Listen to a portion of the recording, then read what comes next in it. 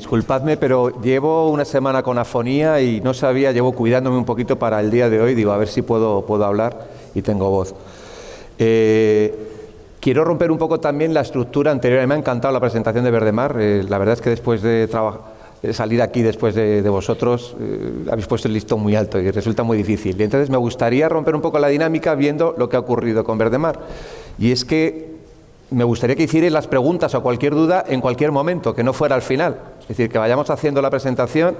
El problema es que aquí hay unos focos que me impiden veros. Entonces, si hay alguien que quiere que grite, que diga ¡yo!, ¿vale? Y así me entero y puedo... bueno, a las azafatas también se lo podéis decir, ¿vale? Para hacer cualquier intervención o cualquier pregunta. Quiero dar, en primer lugar, las gracias, evidentemente, a Educar para Ser, a sus tres componentes que nos están tratando maravillosamente por invitarnos a estas jornadas. Quiero también daros las gracias a vosotros. Me parece impresionante que haya 500 personas un sábado y un domingo en un teatro recibiendo ponencias e intervenciones sobre educación. Para mí hoy es un día, la verdad es que especial, y es un día especial por dos motivos que están referidos a las dos pasiones que tengo. Una de ellas es la de la educación, la de la docencia. En mi caso, más que educar para ser, a veces pienso que soy ser para educar. O sea, le estoy dando la vuelta. Y la segunda pasión es el fútbol, y es el Atlético de Madrid. Y hoy el Atlético de Madrid se juega el liderato y para mí es importante. Entonces, espero que esas dos pasiones salgan adelante correctamente. Os voy a hablar del Instituto Miguel Catalán. Yo estoy aquí como director, como representante de un instituto en el que participa y trabaja mucha gente. En primer lugar, no sé si sabéis quién es Miguel Catalán. No sé si os suena de algo. Bueno, yo os lo pondré al corriente. Miguel Catalán fue un físico químico muy importante y reconocido en la mitad del siglo XX. Su reconocimiento luego se vino abajo a partir de problemas con el régimen del general Franco. Al mismo tiempo, un físico muy reconocido que trabajó en algunos momentos con Albert Einstein, y por eso ese logotipo que convertimos ahí, ¿no?, de IES Miguel Catalán, en el que al final pretendemos sugerir esa idea de nuestro nombre, que es el físico Miguel Catalán. Y por otro lado, ya que trabajo con Albert Einstein, transformamos ese logo de la teoría de la relatividad, energía igual a masa por velocidad al cuadrado, en energía igual Miguel Catalán al cuadrado, porque realmente consideramos que somos un instituto con mucha energía, con mucha vitalidad. En ocasiones yo creo que agotadora la vitalidad y la energía que tiene. Está ubicado en Coslada, el instituto, en el que se llama el Corredor de Henares. Está pegadito a Madrid, al lado del aeropuerto de Barajas, de Madrid. Casi es un barrio de Madrid. Son localidades que es Coslada, San Fernando de Henares, Rivas, Alcalá de Henares. Y tiene la población, la Coslada, unos 90.000 habitantes, es decir, que es una ciudad ya grande, con sector servicios y sector industrial importante. Lo digo porque yo creo que cualquier centro educativo tiene que formar parte de su contexto, ¿no?, y de la gente con la que está. El instituto se inauguró en 1975 y se inauguró como centro de formación profesional originalmente. Lo que pasa que luego con el tiempo se fue transformando. En el año 90 ya incluyó las enseñanzas de educación secundaria y en el año 2001 empezamos con nuestros proyectos de convivencia, algunos de los que os vamos a contar ahora y que han ido evolucionando a lo largo de todos estos años. En el año 2011 empezamos con los proyectos de aprendizaje y servicio, es decir, si os dais cuenta ya hemos vinculado dos cosas: primero aprendizaje en convivencia, en relaciones, y luego aprendizajes por proyectos. Es decir, son las dos claves que hoy os voy a comentar aquí. Y en el 2017 obtuvimos junto al Colegio Verdemar el reconocimiento como Escuela Changemaker, porque precisamente nuestros proyectos de convivencia y nuestros proyectos de aprendizaje se vinculaban con el entorno, con la idea de transformarlo y con la idea de empoderar a los alumnos para convertirlos en protagonistas de esos aprendizajes y al mismo tiempo transformadores sociales. Y por último, deciros que es un instituto de 720 alumnos, que somos un equipo de 62 profesores, que tenemos una línea 4 en secundaria, que tenemos bachillerato, tenemos ciclos formativos de grado medio, de grado superior y formación profesional básica. Es decir, que tenemos de todo. Es un instituto muy grande, un instituto con muchos edificios, es casi una ciudad, tiene 7 edificios. Es lo primero que llama la atención cuando llega uno a este instituto. Bien, antes de empezar, una vez que ya hemos hecho la presentación de lo que es el Miguel Catalán, quería hacer unas reflexiones previas que me gustan, compartirlas, un poco para que veáis hacia dónde va el instituto. Y sobre todo sobre reflexión también sobre la labor docente, porque supongo que muchos de los que estáis aquí sois profesores, sois profesoras. Saber llevar una clase, ser capaz de despertar el interés de los estudiantes, gestionar los litigios que se produzcan entre los alumnos. Las habilidades de los profesores van más allá de sus conocimientos sobre pedagogía o del dominio de la asignatura que imparten. Y yo creo que encaja precisamente, perfectamente en ese contexto de educar para ser. Es decir, la labor docente yo creo que va mucho más allá de ser ahora mismo el que transmite conocimientos, ¿no? Ya no es esa figura únicamente que llega al aula para decir esto es lo que sé, os lo quiero transmitir y vosotros me lo tenéis que devolver en formato examen. Y por otro lado, creo que es importantísimo gestionar las relaciones entre los alumnos. Por lo tanto, tenemos que empezar a reflexionar qué somos los docentes y para qué estamos los docentes ahora mismo en los centros educativos. Una segunda idea que dice ahí, estamos consiguiendo la transformación del aula, pero hay que conseguir la transformación de la escuela y del entorno. Hay un profesor de la Universidad de Granada que dice que existen los profesores francotiradores, es decir, aquellos profesores que dan en la diana y tienen un éxito grandísimo en su aula. Y entonces, si un centro educativo tiene la suerte de tener un profesor en su aula que es capaz de hacer eso, fantástico, pero la repercusión que se está dando únicamente se da en el aula, no repercute luego en todo el centro no se transforma. Y sin embargo, nuestra idea es que sea el instituto, sea el centro educativo el que se transforma, no sean solo pequeñas píldoras en las aulas las que se transformen. Y al mismo tiempo que se transforma la escuela, se está transformando toda la realidad en la que nos movemos. Y luego la tercera idea es la que dice, en todos los centros hay gente que trabaja muy bien, la diferencia de Miguel Catalán es que lo hacemos juntos. Yo esta siempre la digo con mucha emoción porque hace 4 años la expresó así un profesor, un compañero que se jubiló y en sus palabras de despedida nos dijo este mensaje. Y yo creo que a mí, aparte de conmoverme, me parece que es realmente lo que refleja el sentido identitario de lo que es el Miguel Catalán. Claves pedagógicas. Pues nos movemos en lo que consideramos que son necesidades. Básicamente estamos hablando de adolescentes, pero yo creo que se pueden trasladar a cualquier ser humano y a cualquier persona. Que son, en primer lugar, la necesidad de competencia. ¿Y qué es la necesidad de competencia? La necesidad de éxito. La necesidad de reconocimiento académico, de reconocimiento personal. Es decir, pero todos necesitamos ser reconocidos y alcanzar el éxito. Lo contrario a la competencia del éxito sería el fracaso. Y precisamente lo que queremos es que absolutamente todos los que formamos parte del Instituto Miguel Catalán tengamos esa idea de competencia, esa idea de alcanzar el éxito. En segundo lugar, la idea de pertenencia. Cualquier persona necesita formar parte de un grupo, familia, de un barrio, de una localidad, de un contexto, de un equipo, del Atlético de Madrid. Los adolescentes, sobre todo, los adolescentes necesitan esa idea de pertenencia. Fijaos que es justo en esa edad, en los institutos, cuando empiezan a renegar de las familias y lo que necesitan es su grupo de amigos.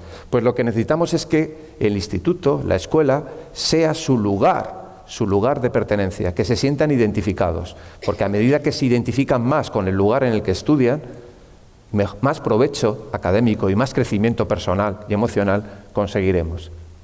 Y en tercer lugar, el de participación. Luego lo volveré a repetir, la idea de participación, pero a mí me parece la clave. Antes hemos visto el Colegio Verdemar y yo creo que es lo que les define precisamente. Les define esa idea de participación, cómo participan absolutamente todos, alumnos, personal docente, personal no docente, y me parece que esa es la clave, esa idea de trabajar y que todos tengan la oportunidad de desarrollar sus posibilidades en cada una de sus facetas. Más claves pedagógicas. La idea de inclusión. Creemos firmemente en la inclusión.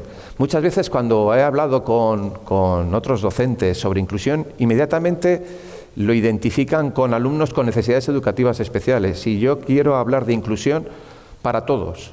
Creo que la inclusión es dar la oportunidad de que todos puedan dar lo mejor de sí mismos. Y me parece que esa es clave.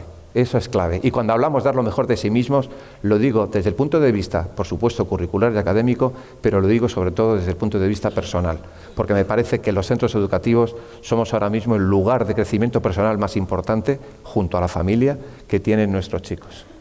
Y por otro lado, convivencia y aprendizaje, que es de lo que voy a hablar. Yo supongo que todavía hay muchos centros que consideran que los aprendizajes relacionales, que la convivencia, es algo que está ahí en un nivel inferior a lo que son los aprendizajes. Y sin embargo nosotros situamos la convivencia y el aprendizaje en el mismo nivel. Los alumnos tienen que aprender contenidos, pero los alumnos tienen que crecer moralmente, tienen que aprender a relacionarse de un modo saludable, de un modo sano. Y por lo tanto tenemos que darles esas estrategias, porque ellos no necesariamente vienen con esos aprendizajes. Frente a esas teorías que dicen que es la familia quien debe encargarse única y exclusivamente de dar educación, yo no estoy de acuerdo con esa idea. Si hay alguien en la sala que está de acuerdo, por favor que me lo diga. Si hay alguien que está de desacuerdo, que me lo diga. No sé. Me gustaría saber, palpar la opinión, porque todavía sigo escuchando mucho en los medios de comunicación. ¿Se ha ido el sonido? No.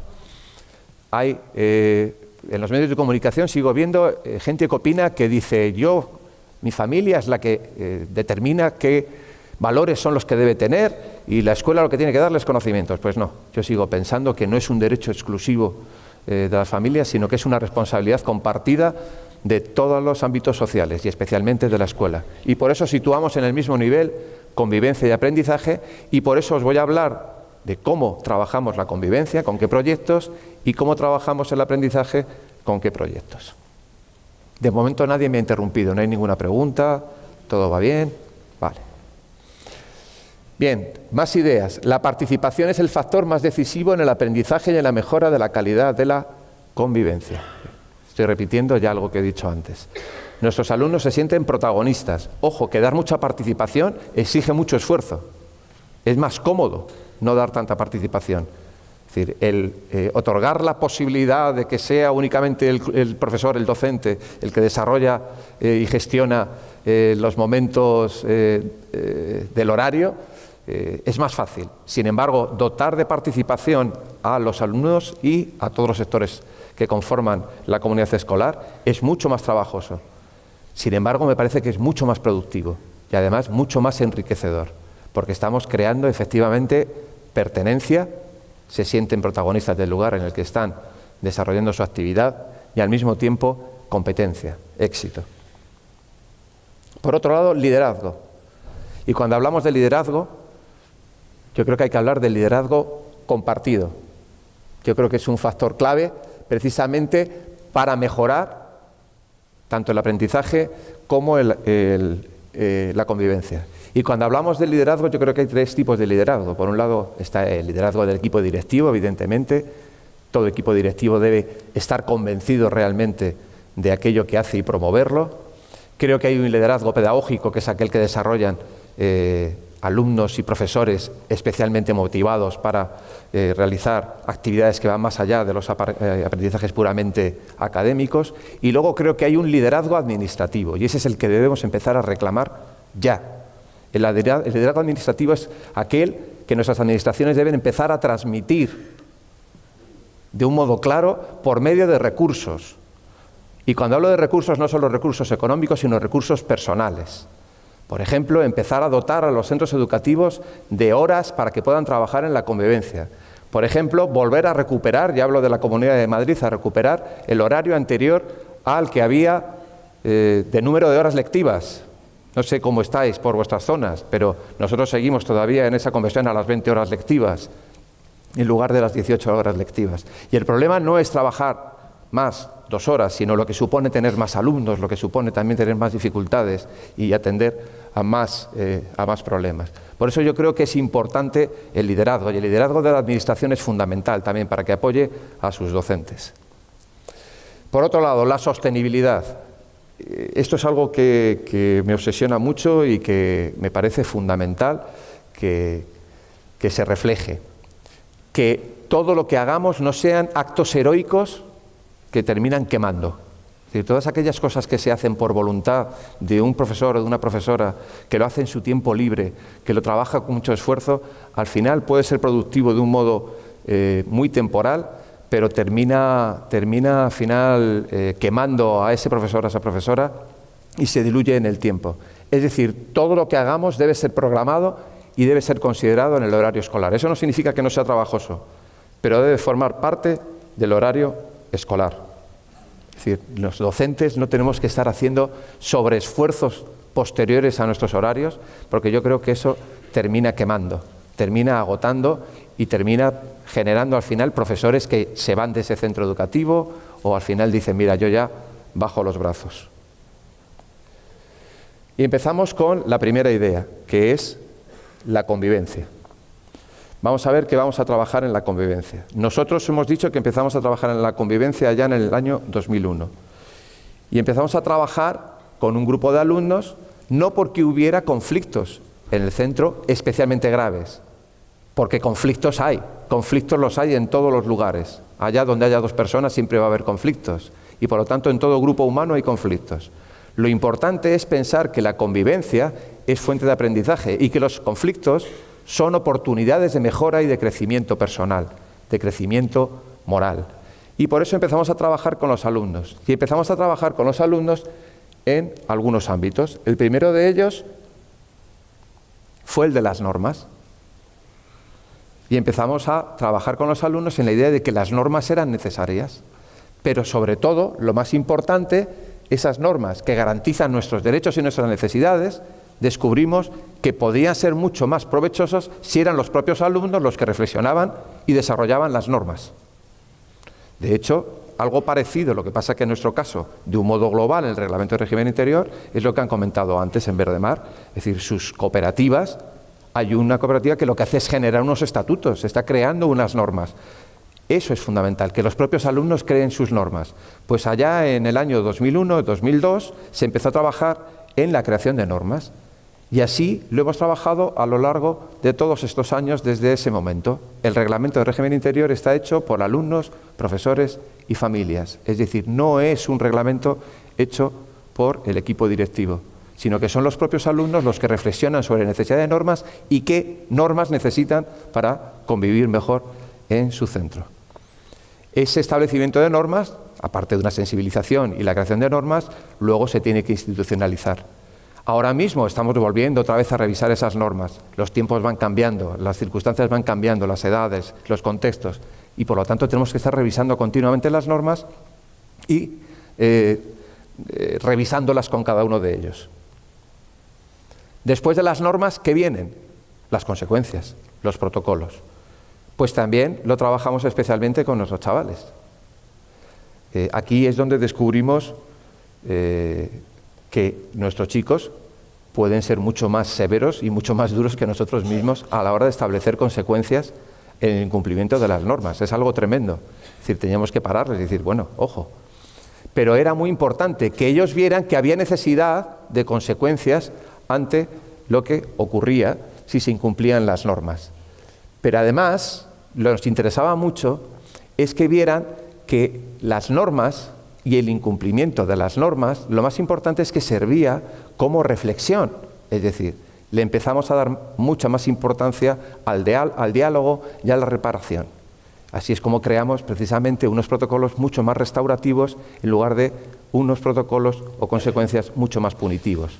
Nos interesaba sobre todo la reflexión y el aprendizaje y la reparación del daño que se había causado. Por lo tanto, ya hemos visto, por un lado, en primer lugar, la creación de normas. En segundo lugar, las consecuencias de esas normas. Y en tercer lugar, me parece la parte más importante, que es la creación de un observatorio de la convivencia. Un centro educativo debe dedicarle el 80% de su tiempo a prevenir los conflictos y el 20% a intervenir en los conflictos. Y sin embargo estamos acostumbrados casi a lo contrario. Es decir, los centros educativos le dedican el 80% de su tiempo a intervenir en los conflictos y algo a prevenirlos.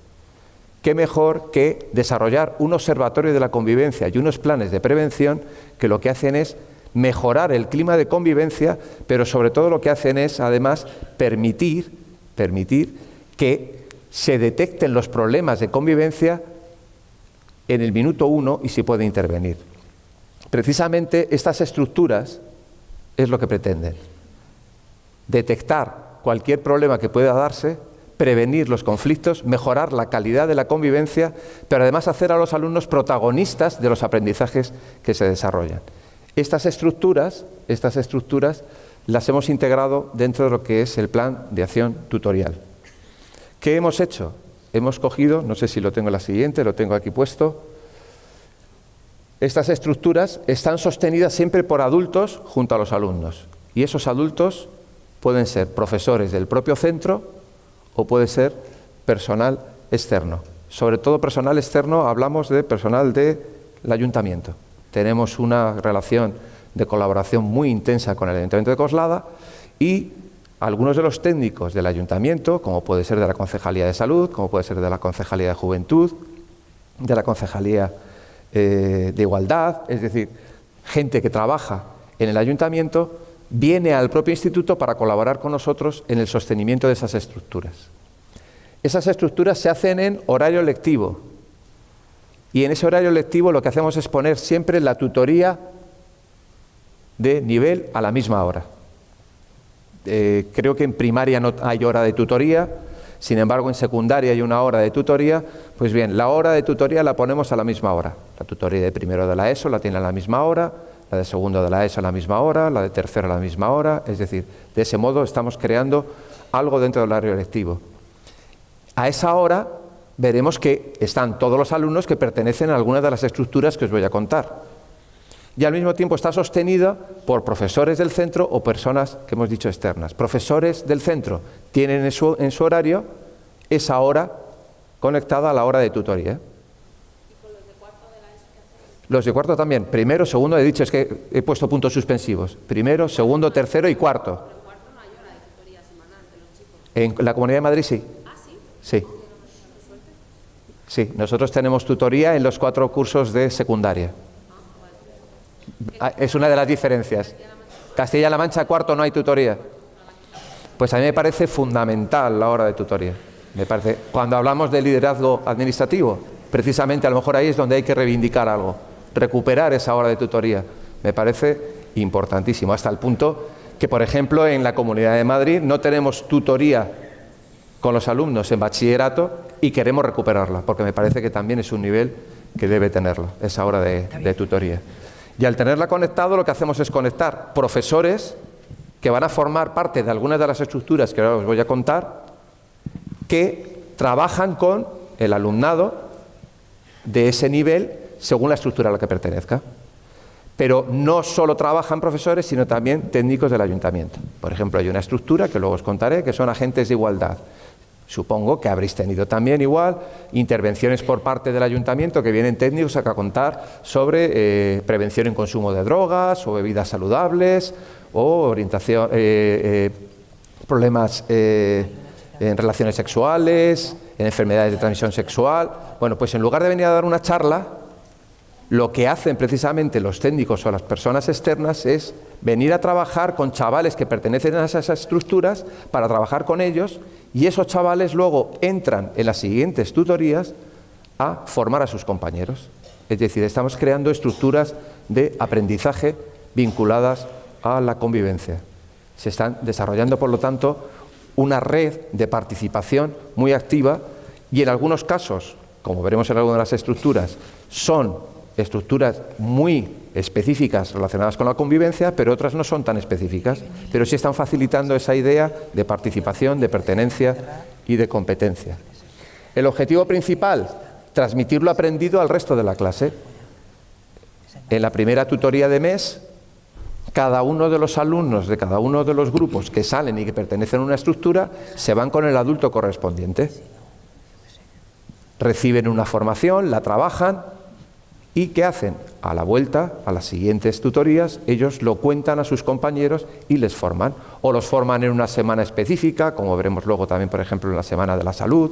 Es decir, que están desarrollando una actividad de recepción de formación para ser luego formadores. Hay una cosa que hemos descubierto con esta estructura de participación, y es que estamos desarrollando alumnos con una capacidad para hacer exposiciones orales increíble. Es decir, nuestros alumnos han perdido la vergüenza ya. Esto que yo estoy temblando aquí cuando salgo a decir, madre mía, ahora hablar a un auditorio, nuestros alumnos lo hacen con una facilidad que me asombra, porque ya ellos están cogiendo el hábito de empezar a contárselo a otros, ¿no? Es decir, son formados para ser formadores. Por otro lado, la idea de participación, fomentar la participación del alumnado, me parece que, lo hemos dicho antes, tenemos que contar con ellos, y en este caso ellos se sienten partícipes y protagonistas. Cuando digo salen, alguno me puede preguntar, ¿pero qué significa que salen? Pues efectivamente, de cada una de las clases, vamos a pensar, primero A, hay 25 o 30 alumnos y por grupos, cada uno de ellos forma parte de una de las estructuras que ahora os contaré, que se juntan con los alumnos de primero B, que se juntan con los alumnos de primero C y con los alumnos de primero D de cada una de esas estructuras, y reciben esa formación por parte del adulto de referencia. Es decir, estamos tejiendo una red de participación. Cuando llegan luego a segundo cambian de estructura o siguen en la misma. En tercero siguen participando. En cuarto, es decir, estás creando una red de participación y de generación de sentimiento identitario, ¿no?, con el propio centro. Eso es lo que permite mejorar el ambiente en el centro. Esto no significa que los problemas no se den. Lo que significa es que hay un mejor clima, pero sobre todo hay una mejor voluntad, porque hay herramientas para detectar los problemas e intervenir inmediatamente en ellos. Yo creo que eso es la clave. Es decir, un centro educativo que diga, en mi centro no hay problemas, no es real. En todos los sitios hay problemas. Lo importante es generar un clima de confianza para solucionar los problemas. Y eso es lo que hemos conseguido, que los alumnos cuenten con esa sensación de ser su propio centro para participar activamente en la mejora de la convivencia. Una de estas estructuras son los círculos de convivencia. Es con la que empezamos en su momento. Los círculos de convivencia, que fue la única estructura, solo empezamos con 2 en el año 2001, son grupos de alumnos que originalmente se formaron en mediación y en estrategias de resolución de conflictos. Estos alumnos son los que se van a encargar, precisamente por esa formación que reciben, de acoger a todos los alumnos nuevos, de estar en estado de alerta y de observación continua de situaciones de buen trato y de maltrato. ¿Qué alumno puede ser objeto de posible maltrato? Porque lo importante no es intervenir ante un caso de acoso, sino prevenir el caso de acoso. Y yo creo que eso es importante. ¿Qué alumnos pueden sentir que están en peligro de poder ser objeto de bullying? Tienen por eso conocimiento de cuáles son los indicadores de acoso, qué situaciones se deben dar para que sea considerado así. Son formados en la mediación de conflictos, en las técnicas de mediación, y además trabajan mucho en los círculos de diálogo y círculos restaurativos, que es una de las estrategias que estamos desarrollando ahora, que son los círculos restaurativos, que son precisamente más allá de la mediación, que lo que pretende es solucionar un conflicto entre dos personas, se trata de solucionar un conflicto que afecta a toda la comunidad escolar. Estamos haciendo círculos restaurativos con conflictos que se dan entre dos alumnos, pero compañeros que han participado, con los padres de los alumnos, con profesores que se han sentido afectados por el problema, y es una forma de reparar colectivamente el daño que se haya producido. Estos círculos de convivencia, la verdad es que ha sido una de las estructuras que más éxito ha dado. Nos sentimos muy contentos porque efectivamente resuelven conflictos, previenen conflictos y generan un clima extraordinario de convivencia en el centro y sobre todo un clima de seguridad, que es tan importante en los centros educativos. Solo tenemos un pequeño problema que es el mismo que he comentado antes, que se está dando aquí, y es la diferencia de género. La voluntad de participar en los círculos de convivencia es mayoritariamente chicas. Todavía los roles masculino-femenino están tan definidos, ¿no?, y tan estereotipados que es terrible, ¿no? Y parece que la gestión de las emociones todavía sigue siendo algo femenino. ¿Hay una pregunta por aquí? ¿Sí? ¿Le pasas? Bueno. No, quería preguntarte que qué formación se recibe en estos círculos de convivencia. Sí. Porque también, fíjate, cuando surge un problema, ¿no?, o surge un conflicto, hay que saber también repararlo. Entonces, hay muchas maneras de entender la convivencia, la educación emocional. pues sí, eso, sí, no, efectivamente. La reparación del daño a mí me parece lo más importante. Bueno, lo más importante me parece la detección. O sea, yo creo que eso es importante. Es decir, ante un caso, un conflicto, una situación de maltrato, lo malo es que llegue al mes y que venga a través de los padres. Es decir, lo importante es una detección de maltrato inmediatamente a través de los compañeros. Es decir, yo creo que para solucionar los problemas de bullying, por muchos protocolos que se hagan, lo importante es contar con los propios alumnos. Los alumnos, los testigos silenciosos, que se conviertan en testigos activos, me parece la clave, me parece lo más importante para poder solucionarlo. Por lo tanto, esos alumnos lo que reciben es formación primero, en mediación de conflictos, en los indicadores de acoso, pero sobre todo también en inteligencia emocional, es decir, cómo se puede resolver un caso, es decir, qué otras posibilidades hay, el pensamiento alternativo, qué hubieras hecho en otra situación, cómo podrías haber solucionado. Trabajar mucho también, como hemos dicho, la inteligencia emocional, las emociones, es decir, cómo te has sentido. Es fundamental el reconocimiento de las propias sensaciones, el ponerles palabras a las sensaciones. Supongo que os habrá ocurrido alguna vez que le preguntas a un chico o una chica, y entonces, ¿cómo te has sentido? Y dice, bien, mal. El aprender a darle matices, ¿no? Precisamente a ese lenguaje emocional. Y por lo tanto reciben esa formación, porque tienen que trabajarla. Esa es una de las claves del trabajo de los círculos de convivencia. Evidentemente, a medida que van aumentando de nivel, ya han recibido la formación y son capaces de intervenir.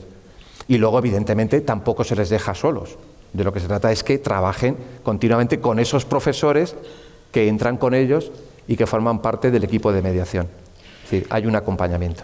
Perdón, yo quería saber cómo se forman estos círculos de convivencia y cuántos forman parte de este círculo.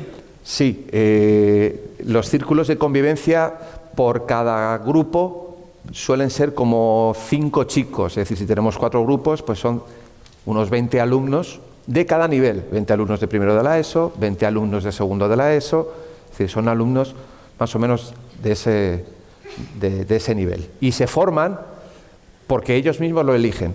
Lo que pasa es que es verdad que a veces las elecciones hay que dirigirlas de algún modo, porque queremos que haya cierta paridad entre chicos y chicas, o sea, aunque suele ser mayoritariamente chicas las que quieren voluntariamente participar, pero queremos que sean chicos también, y en ocasiones nos interesa también que algún alumno caracterizado por ser disruptivo forme parte de los círculos de convivencia.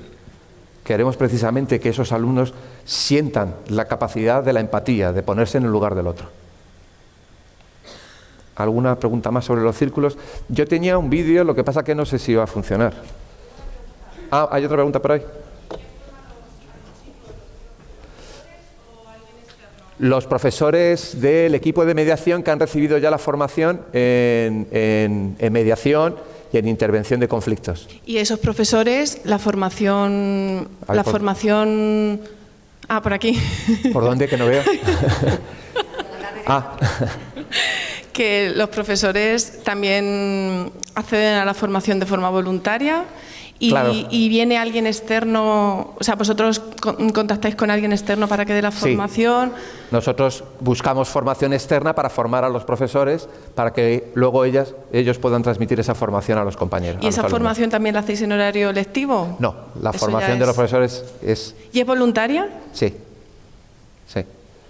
Lo que pasa es que la voluntariedad a veces puedes pensar que dices, hay compañeros, ¿no? Profesores o profesoras que digan, qué pereza yo meterme en estos líos, que sean otros, ¿no? Los que resuelvan. Y sin embargo, hemos comprobado que hay mucha gente muy interesada en querer intervenir en estas estructuras. Es decir, porque lo ven positivo, porque ven que la resolución de conflictos funciona mucho mejor y porque ven que además el clima de convivencia va mucho mejor. Es mucho mejor. No sé si es posible... Es que veo que no va el ratón, ¿no? Ah, está aquí. Pues no llega la conexión a internet. Quería poneros un vídeo, si no lo conocéis, ya os lo digo yo, son unos vídeos suecos que se titulan Friends y os los recomiendo. Son buenísimos porque vienen situaciones de conflicto, de acoso en sus diferentes manifestaciones, el insulto, la agresión física, el dejar a un lado. Pero es que precisamente lo que me gusta de esos vídeos, que es lo que quería haber puesto, pero como no me lo descargué, no lo puedo poner. lo más interesante es ver la actuación precisamente de los alumnos de los círculos de convivencia. Es decir, cómo son testigos activos. Porque lo peor que ocurre en los conflictos y en los casos de acoso precisamente no es solo el conflicto que se da entre el maltratador y el maltratado, sino los testigos, el entorno, que muchas veces son entornos silenciosos. Y precisamente lo que queremos con los círculos de convivencia es convertirlos en testigos activos, que no sean entornos silenciosos, sino que sean entornos que dan seguridad. ¿Sigo o hay más preguntas? ¿Hay otra pregunta por aquí?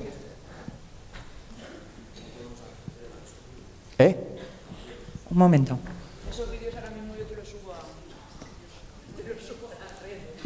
Quería preguntar que cómo podemos acceder para ver esos vídeos. En YouTube tú pones Friends, vídeos suecos, acoso, y vas a encontrar muchísimos, hay varios, y de verdad que son muy buenos. Yo os recomiendo uno que me gusta mucho de un chaval pelirrojo, os lo describo, hago una narración de cómo es el vídeo. Un chico que es pelirrojo y siempre, todos los días, diariamente, hay un grupo que pasa y empiezan a burlarse de su pelo rojo y le empiezan a dar collejas, le empiezan a insultar. Y de fondo se ve un grupo de chicos que están observando de un modo silencioso eso. Y un buen día vuelve de nuevo ese grupo de acosadores con la intención de maltratar al acosado y van a ponerse un gorro rojo incluso para burlarse, pero de repente descubren que el grupo de chicos que estaban observando se han teñido todos el pelo de rojo. Y de repente los otros dicen, para. Es decir, ya ha habido un acompañamiento, ya han dicho, ojo, que ya no está solo, que ya hay uno. Esa es la actuación precisamente de los círculos de convivencia, el acompañar, el crear un círculo de seguridad. ¿Alguna pregunta más? ¿Sigo?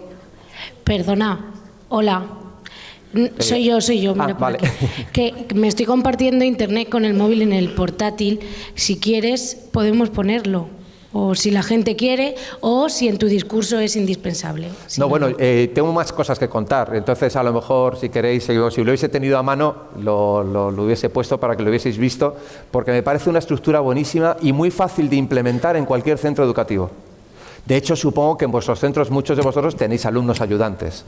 Es muy probable. Pero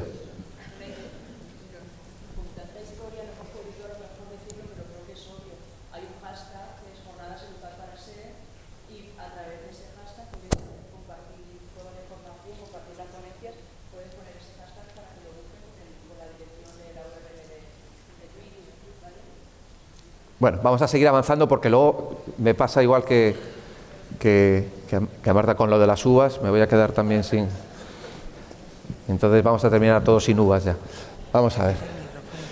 Ahí tenéis una acción formativa con los chicos de los círculos de convivencia. Por otro lado, otra estructura son los equipos de delegados que existen en todos los centros educativos. El equipo de delegados trabaja con jefatura de estudios, se reúnen con jefatura de estudios y lo que hacen es analizar propuestas sobre el ambiente en la clase, mejorar el rendimiento, fomentar la motivación. Es decir, se genera esa idea de que somos un equipo. Otra estructura son los agentes de salud, que ahí tenéis la conexión, pero evidentemente no voy a poder ponerla porque no hay conexión a Internet.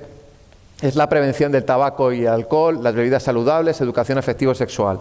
Eso está sostenido, hemos dicho, por un técnico del ayuntamiento, que viene en esa sesión que hemos dicho, la primera tutoría del mes, a cada uno de los niveles. Y luego los alumnos lo que hacen es contarlo. Aquí se hace una semana, bueno, lo llamamos semana, pero realmente luego son 3 días, pero se llama Semana de la Salud, y lo que hacen es, en un espacio, mostrar lo que han aprendido a todo el instituto, al resto de compañeros, sobre prevención precisamente de esas conductas. Ahí les veis, por ejemplo, hablando de bebidas saludables, hacen experimentos y les cuentan a sus compañeros. Tenemos otra estructura que son los corresponsales de juventud, que trabajan con el área de juventud del ayuntamiento, y les forman en el ocio en Coslada, qué oferta formativa hay, y la difusión, son el gabinete de difusión de todas las actividades. Bueno, aquí es que en Halloween también se les forma para que sean ellos los que se encarguen de hacer el maquillaje para ese día, ¿no? Para todos los alumnos. Otra estructura que teníamos es la banda del patio. Os he dicho antes que el instituto es del año 1975, ya he de decirlo, es un instituto feo.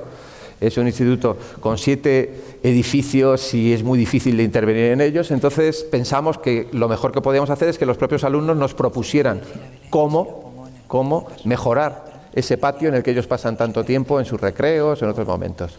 Y entonces trabajaron con un grupo de arquitectos para analizar las instalaciones del centro, hacer propuestas de diseño y trabajaron y elaboraron mejoras en pintar paredes, en construir bancos con materiales de reciclaje. Aquí los veis, estaban haciendo unos bancos para crear ese espacio nuevo, ¿no?, en el propio instituto.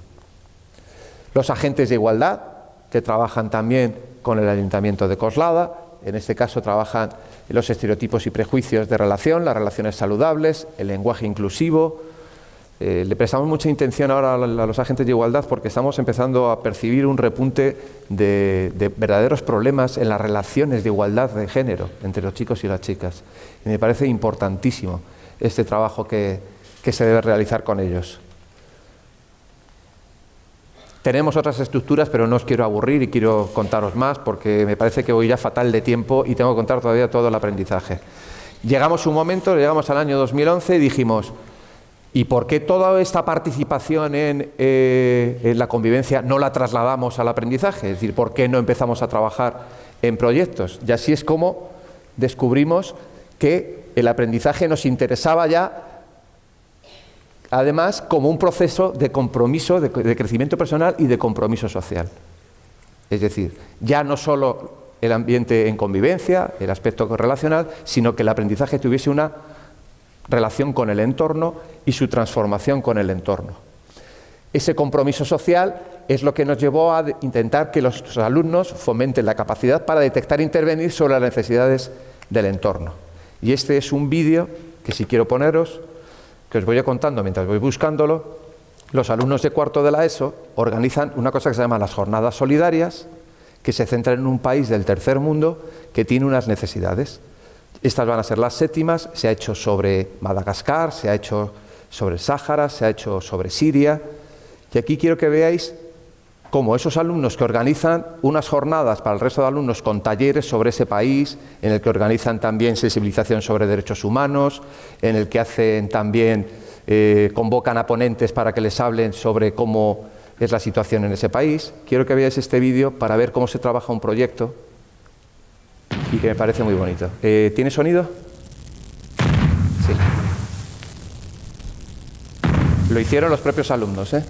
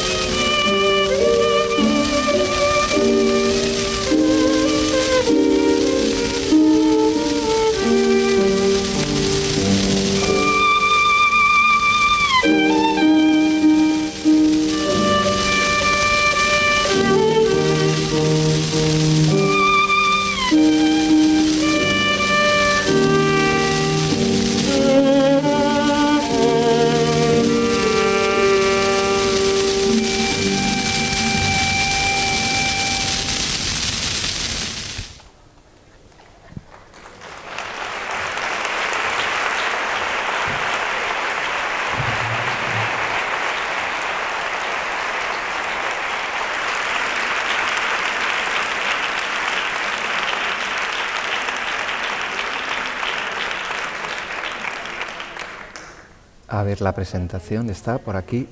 Es que no puse los enlaces aquí. Bien, es decir, estamos trabajando ya precisamente, como hemos dicho, el aprendizaje con un compromiso social, con un compromiso por la transformación y además con un compromiso con el entorno, en este caso con un entorno más lejano, evidentemente. Pero sí que nos interesaba el desarrollar proyectos para que hubiese aprendizajes vinculados con aprendizajes con el entorno más próximo o con el propio centro. Y así es como llegamos al aprendizaje-servicio, que supongo que os sonará, porque además os han hablado ya también en Verdemar antes de algunos de los proyectos que realizan de aprendizaje-servicio. ¿Qué es el aprendizaje-servicio? Vincular contenidos del currículo con un servicio solidario a la comunidad. Esa es la definición. Es decir, convertir el aprendizaje en algo práctico que transforme. Para esto es muy importante, desde luego, el contar con instituciones externas. Nosotros en este caso hemos tenido un trabajo que nos ha ayudado muchísimo, que es el punto de información al voluntariado del Ayuntamiento de Coslada, que es el que nos ha facilitado precisamente el poder contactar con entidades con las que vincular los aprendizajes y hacer servicios a la comunidad. Esos servicios a la comunidad empezaron en bachillerato y se hacían por la tarde. Los profesores no tenían que hacer nada. Era el ayuntamiento quien ponía en contacto con las entidades y los alumnos tenían que hacer un servicio solidario y desde las entidades nos reenviaban unos informes sobre el trabajo que realizaban y nosotros los vinculábamos a los aprendizajes que se daban por la mañana. Es decir, que se estaba dando ya esa transformación del entorno por medio de esos aprendizajes. Tenemos un equipo coordinador que está formado por un lado por la Oficina de Aprendizaje y Servicios del Ayuntamiento y por profesores del Instituto. Y los servicios deben responder a necesidades sociales que comprenda el alumnado. El APS es una metodología que nos permite aprender transformando el entorno. Eso es lo que más nos interesa. Antes hemos dicho, recordáis que una de las reflexiones iniciales, la importancia que tenía, que estamos cambiando el aula, pero todavía tenemos que cambiar el centro y tenemos que cambiar el entorno. Pues nosotros estamos transformando ya el centro y estamos intentando transformar ese entorno y vinculando los aprendizajes a una realidad. El propio centro escolar, de este modo, se ha transformado. ¿Por qué? Porque los centros ya no son lugares cerrados, son lugares abiertos, donde entra gente y donde los alumnos salen y están conectados con su realidad. El profesorado, además, se encuentra una herramienta de motivación excelente. Es a través del APS cómo está consiguiendo el éxito, incluso en alumnos que vienen de alguna trayectoria de fracaso. No me va a dar tiempo a contaros muchos más, pero poneros un ejemplo. Tenemos algún grupo de latín en cuarto de la ESO que no son muy brillantes y es un proyecto en el que los alumnos se forman en las secciones de Grecia y Roma del Museo Arqueológico de Madrid y luego intervienen con adultos de las residencias de ancianos de la localidad y hacen de guías de esas secciones para los mayores y también para enfermos de Alzheimer y para algunos también para personas con trastornos psicológicos. Es decir, que están haciendo de guías de esas secciones del Museo Arqueológico. Bueno, pues tendríais que ver a algunos alumnos que no son brillantes académicamente cómo se transforman y se convierten en los más brillantes desarrollando este proyecto y cómo han aprendido la cultura griega y latina a través de este proyecto. Tenemos uno de los proyectos que más éxito ha tenido, que es el proyecto de Maratón de Sangre. No sé cómo voy de tiempo, decidme hasta qué hora. ¿Voy bien? Vale, lo digo por poner vídeos o no poner vídeos. ¿10 minutos? Bueno, pues entonces no pongo el vídeo del Maratón de Sangre, o pongo solo un poquito. En este caso, alumnado de tercero de la ESO, fundamentalmente vinculado a la materia de biología, aunque luego se incorporan TIC y lengua, y con las entidades que se trabaja es con el Centro de Transfusión de la Comunidad de Madrid y el Hospital de Lenares. Estos alumnos reciben formación sobre la sangre, sobre el ADN, sobre el RH, les llevan al centro de transfusión para ver cómo se trabaja con esa sangre que se ha extraído, pero luego tienen que realizar un servicio y el servicio que tienen que hacer es promover un maratón para fomentar las donaciones en la localidad. Bueno, pues llevamos ya varios años haciéndolo y se ha conseguido que en el Hospital de Lenares, cuando se hizo un maratón de donación de sangre, estaba en torno a 60 donaciones y ya el último año, por medio de todas las acciones que han realizado, está en torno a 250 donaciones. Y lo más importante están ellos que no son donantes, no pueden ser donantes, están tomando conciencia de la importancia que tiene la donación de sangre. Es decir, está habiendo un compromiso. Y están transmitiendo una idea en la colectividad de la importancia en la sociedad, en Coslada, en San Fernando de Henares, que tiene, en este caso, la donación de sangre. ¿Pongo el vídeo?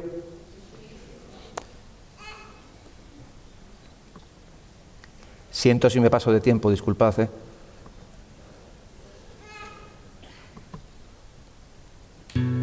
Este es el vídeo que se hizo con otro instituto. Hicieron el vídeo con un rap, una especie de canción que crearon ellos mismos.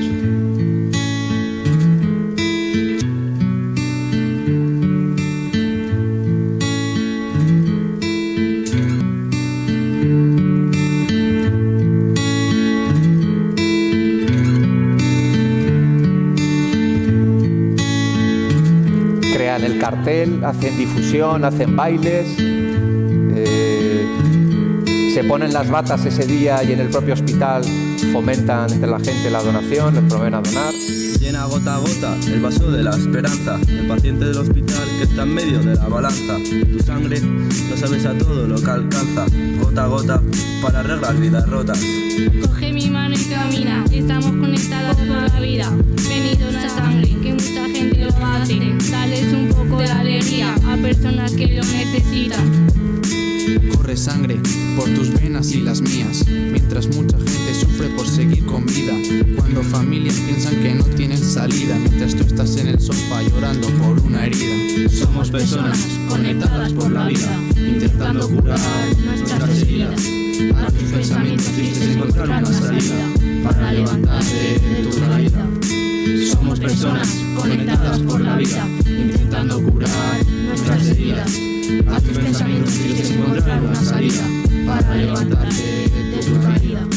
Hay un líquido rojo esencial para vivir, en casos de necesidad es lo que te ayuda a seguir. Es un bien preciado, muy fácil de conseguir. Tienes que donar, mi hermano, y a este infierno poner fin. Hay gente esperando por una oportunidad, una forma más de conseguir felicidad. Demuestra tu amabilidad, dona una gota más.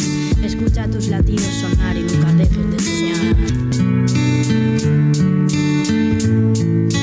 El cartel también lo hicieron ellos.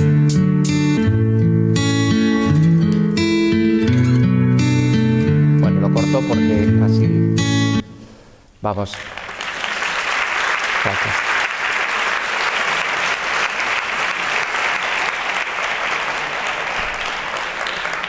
No voy a poner el vídeo, pero es otro proyecto más, campaña de adopción de perros, en concreto en primero de bachillerato, y en este caso con el Centro de Protección Animal de la Mancomunidad, y lo que se trata es sacar a los perros para que socialicen y luego hacer un día unas jornadas para que pueda haber una donación de esos perros abandonados. Este proyecto sí que os voy a poner un poquito más del vídeo porque me parece muy bonito. Este es un proyecto de memoria histórica en el que los alumnos de cuarto de la ESO, en la asignatura fundamentalmente de Historia, pero luego también en el de Lengua, Biología, Informática e Inglés, hacen entrevistas a mayores de la localidad, cuando digo mayores de las residencias de la localidad, en las que les cuentan cómo fue su vida en la guerra o en la posguerra. Se vincula a un tema. Durante un tiempo fue sobre la música que escuchaban y les gustaba, y se hizo un producto, se hizo un CD con toda esa música.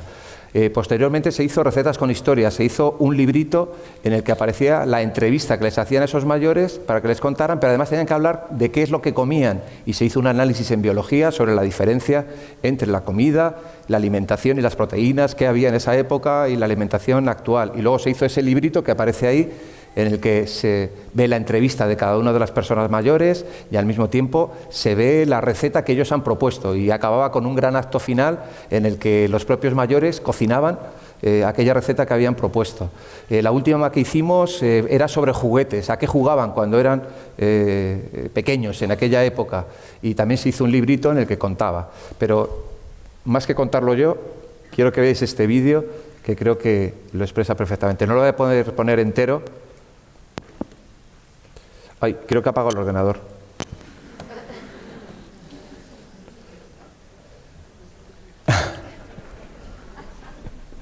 Perdón.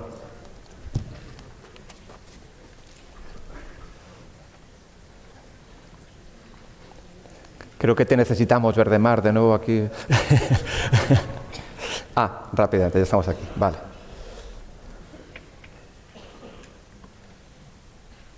Este es un vídeo que hicieron los alumnos contando su proyecto solo con imágenes. Aparecen las entrevistas que les hicieron unos chicos a unos mayores. Yo me llamo Agapito. María. Bueno, pues a Agapito y María vamos a empezar a preguntar. ¿En qué año nacisteis? En 1933. ¿Y tú, María? En el 1937.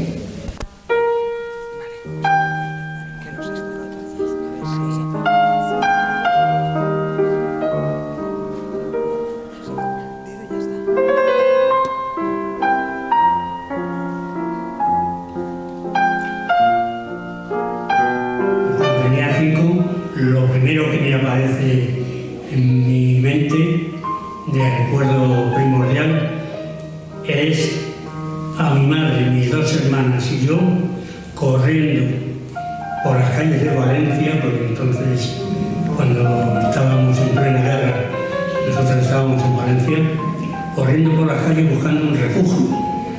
Las sirenas tocando al máximo de toda la ciudad, buscando un refugio porque las sirenas suponían, como habré visto en películas de guerra, que venía la aviación y había que meterse donde fuera.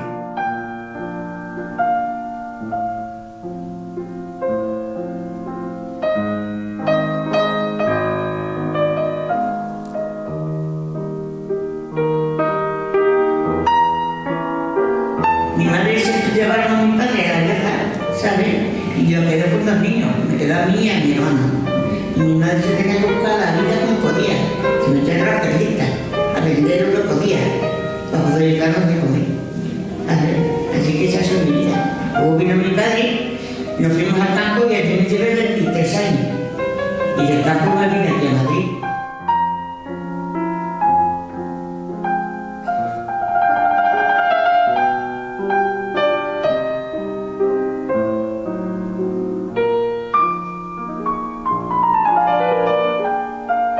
He oído siempre entre los mayores de aquí del centro comentar de la guerra, el hambre que pasamos.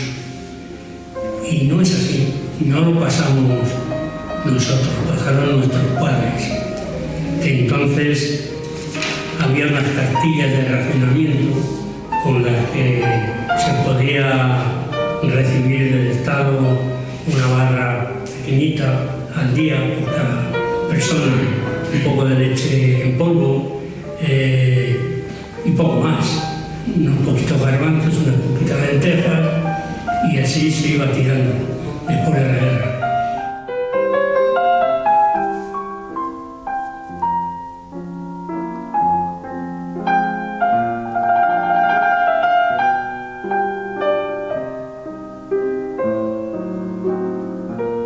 Nosotros le dije a mi madre, a las 5 podéis salir a la hora que queráis, pero a las 8, cuando estaba la luz, ya tenés que estar aquí metido. Como no llega, el domingo siguiente no había fiesta, ¿sabes? Y si nos daban a lo mejor nos daban una perra gorda, y con esa perra gorda teníamos que hacer toda la fiesta, pero las fiestas del pueblo, ¿sabes? Que a lo mejor duraban 3 días.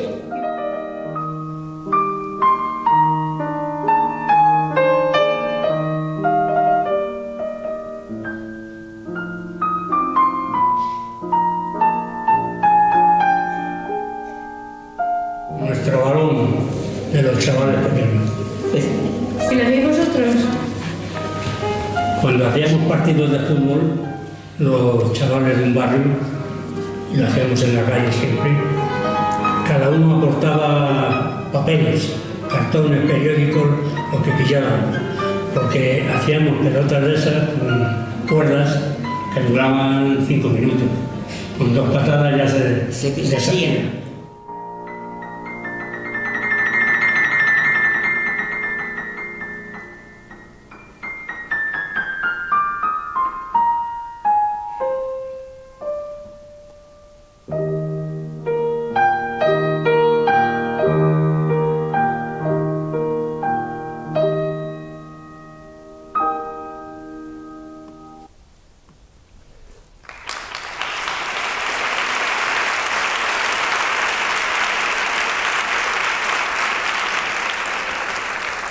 A mí me gusta mucho de ese vídeo la cara con que miran los chicos y chicas a los mayores. Es fascinante. O sea, la verdad es que emociona ver cómo están descubriendo. Y se produce un encuentro intergeneracional increíble.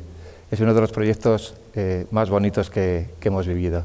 Tenemos otro que es el de Generación Lechuga, que es un huerto intergeneracional. Son los mayores los que vienen a trabajar con los alumnos, en este caso de cuarto de la ESO también, en la asignatura de Biología, y han creado el huerto. No voy a poner el vídeo porque no da tiempo. El de Nuestros nietos nos llevan al Museo Arqueológico, os lo he contado ya antes. Banco de alimentos, chavales que van a trabajar al banco de alimentos para repartir a las familias más necesitadas, jornadas solidarias.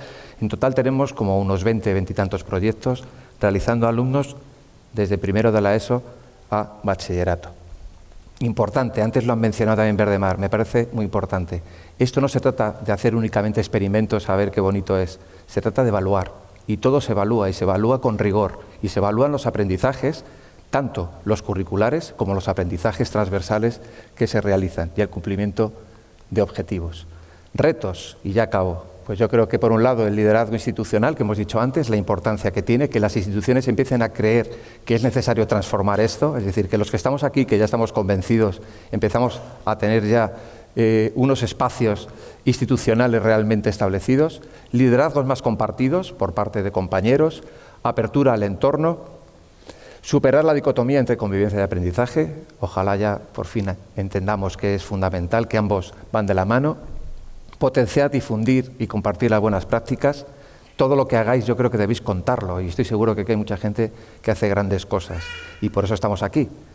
Y por otro lado, escuelas más inclusivas. Y ya acabo con una frase que me parece muy importante y que me gustó mucho. Para lograr los objetivos, paciencia y perseverancia. Para aprender, escucha, mira.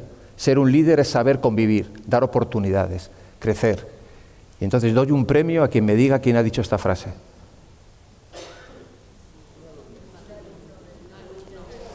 Qué poco me conocéis todavía, el Cholo Simeone. Muchas gracias.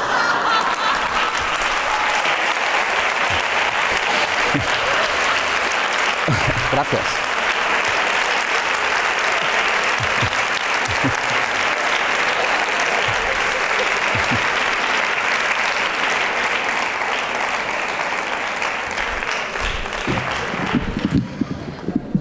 Bueno, yo que soy del Real Madrid, no sé. No eres perfecto. Ya lo sé. 5 minutitos, ¿tenéis alguna pregunta y dedicamos 5 minutos? Yo creo que merece la pena si es que existen esas preguntas. Espera, que, el micrófono. ¿Dónde?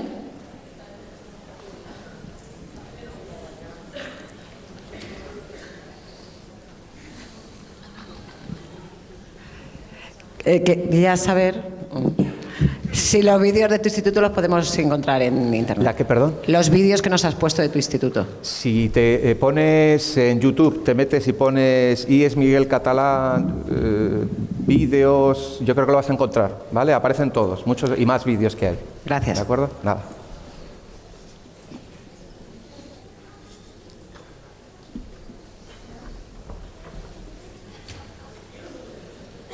¿No?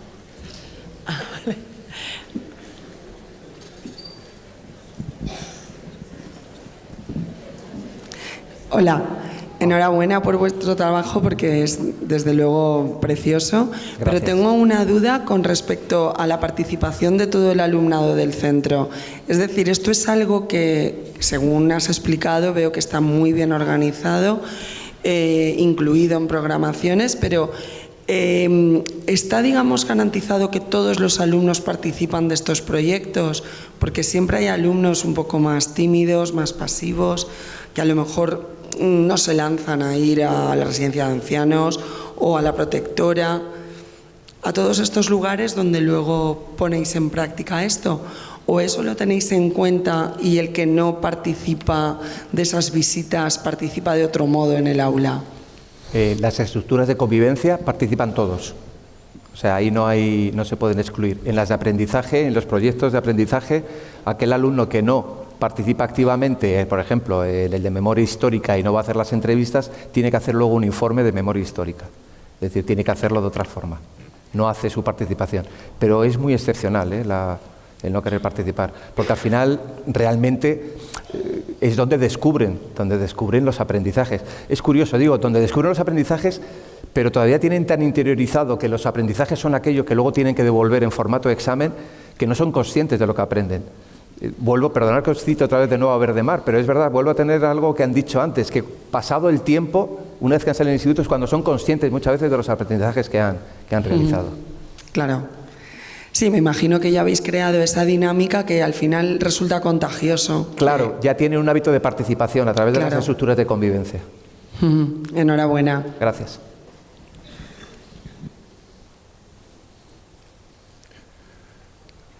¿Tenéis alguna pregunta en la bolsa? Por ahí arriba, arriba no sé si os vemos. Por aquí hay una, me parece. Sí, aquí adelante. Aquí detrás. Aquí. Hola. Buenos días. Bueno, yo te quería preguntar, y yo trabajo en primaria, pero bueno, tengo un amigo que está en FP básica, en un instituto, y la verdad es que se encuentra bastante perdido porque tiene alumnos bastante conflictivos. Entonces, después de tu charla, se me han ocurrido ideas para comentarle. Él no ha podido asistir. ¿Y podría ser una la mediación y otra el aprendizaje-servicio en el instituto en el que trabaja? Primero me anticipo, en primaria se puede y se hace, los proyectos de aprendizaje y servicio. Lo sé, a mí me encanta, pero bueno, yo no pregunto para mí, yo pregunto para él. Y te contesto ahora sobre FP básica. Hace 4 años, cuando todavía no era FP básica, era PCPI.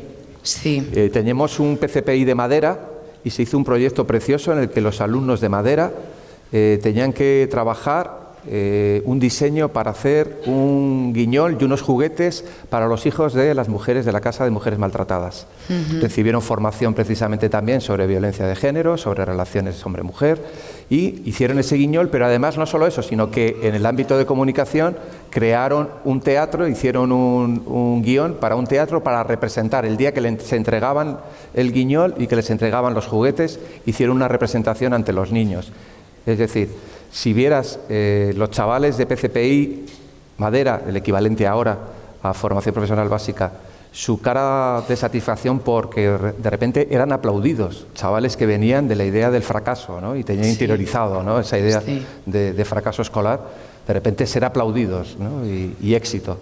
Es que yo creo que precisamente en formación profesional básica es donde más fácil y más interesante puede ser resultar esto.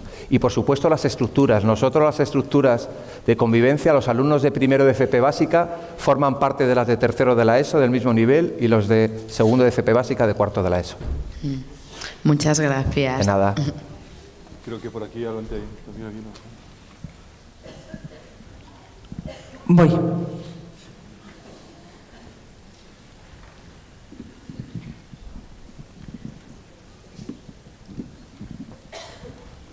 Buenos días. Hola. Tengo algunas dudas a nivel organizativo porque me parece que es un trabajo muy bonito y con objetivos especiales para trabajar en educación. A nivel práctico, vosotros cuando hacéis estos proyectos, primero,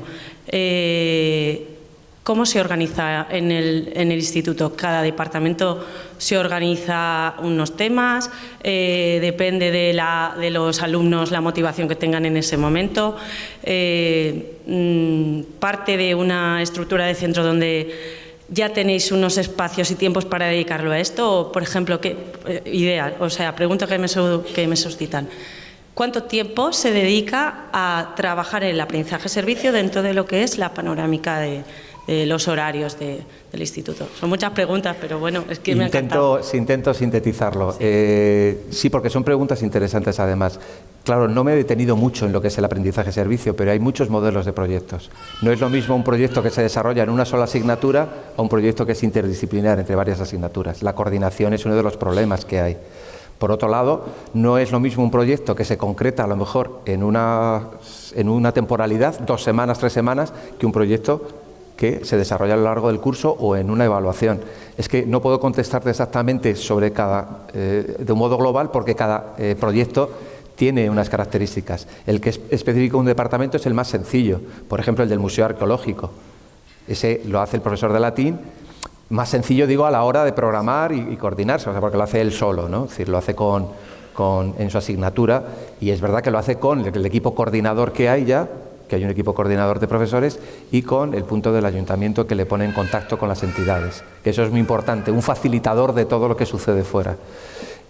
Uno de los hándicaps, uno de los problemas que tienen cuando tenemos proyectos más ambiciosos es la coordinación. Ahí es donde vuelvo a hablar del liderazgo de la administración, ¿no? Es decir, que empiece a darnos la oportunidad del reconocimiento de este tipo de cosas lectivo para poder coordinarnos, ¿no? Para poder trabajar en equipo. Y ahí es verdad que es más difícil encontrar algo, intento crear horas compartidas para los profesores que van a trabajar en el proyecto y que lo van a proponer y que lo van a hacer. Pero es uno de los puntos más difíciles. Cuanto más departamentos participan, más dificultad hay para ponerlo en práctica. Había una última pregunta por aquí adelante. Y ya... Gracias. A ver, ¿por dónde?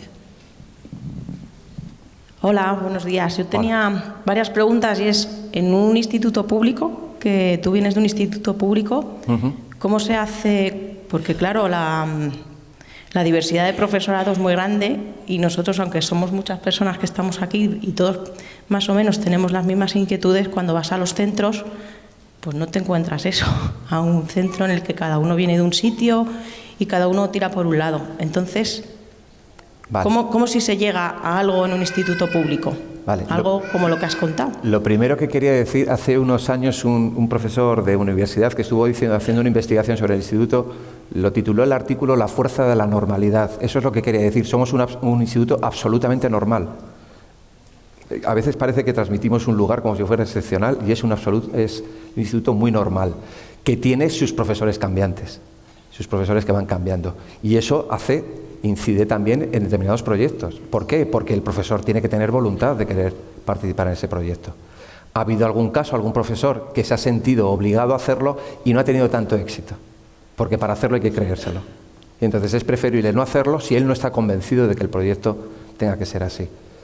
Ahora, yo también te digo que en los institutos, aunque haya profesorado cambiante, el profesorado que llega, cuando ve unas líneas de trabajo, cuando hay una filosofía de trabajo, se siente más cómodo que en un instituto en el que sálvese el que pueda. Es decir, cuando ve que de repente hay unas estructuras definidas, podrá gustarme más o gustarme menos, pero sé que hay unas líneas de trabajo. Por lo general tiene más voluntad de participar porque se siente más cómodo en un lugar en el que está establecida cuáles son las filosofías, ¿no?, de trabajo del instituto.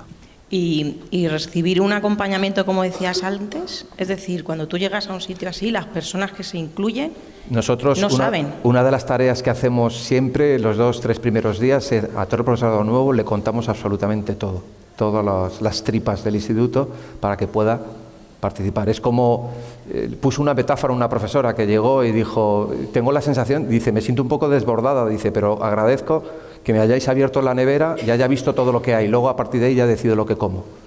Pero agradezco que me lo hayáis mostrado, ¿no? Gracias. Nada. Bueno, evidentemente era esperable, no está nunca escrito en los programas ni en los guiones, pero siempre hay retrasos, pero en este caso ha merecido la pena seguir hablando con Ángel. Vamos a hacer un descansito, estaba previsto un cuarto de hora, pues vamos a intentar respetarlo. Es la 1, pues a la 1:15... a ver si conseguimos comenzar de nuevo. Venga, muchas gracias. Gracias.